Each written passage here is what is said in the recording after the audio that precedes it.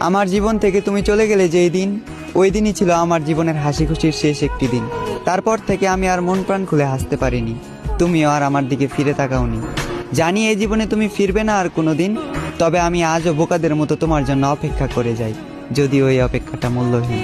মনে মনে ভেবে রাখি তুমি আবারও ফিরবে, আজ না হয় কাল।